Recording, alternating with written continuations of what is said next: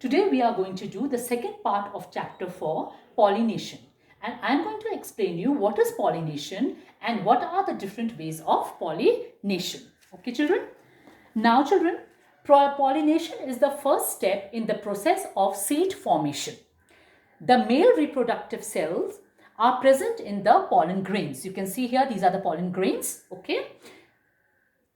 Then in the pollen grains, and the pollen grains are inside the anther. You can see the anther also over here. Okay, children. The female reproductive cells are present in the ovules contained in the ovary. Now this is the ovary and the ovules are here. Okay, inside the ovary. All right, children. And when the female and the male gametes come in contact with each other for reproduction, then reproduction takes place. Okay, children. So now basically pollination is of two types. All right, self-pollination and cross-pollination. Now children, first we will do what is self-pollination. When the pollen grains from the anther of one flower fall on the stigma of the same flower. Over here you can see that the pollen grains of the flower are falling in the or being transferred in the stigma of the same flower. This is one flower, children. Okay. Then this what is taking place? Self-pollination. Okay.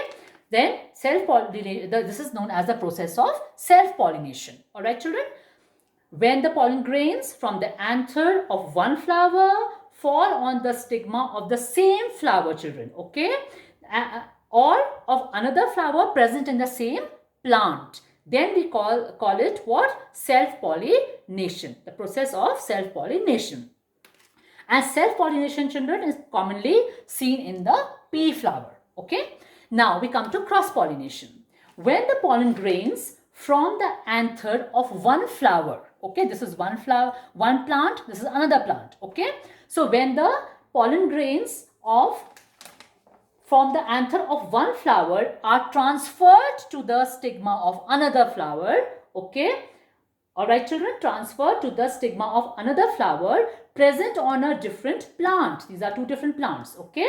Of the same kind. The process is called cross-pollination. And cross-pollination, children, is mostly seen in flowering plants. So, children, pollination is clear to you?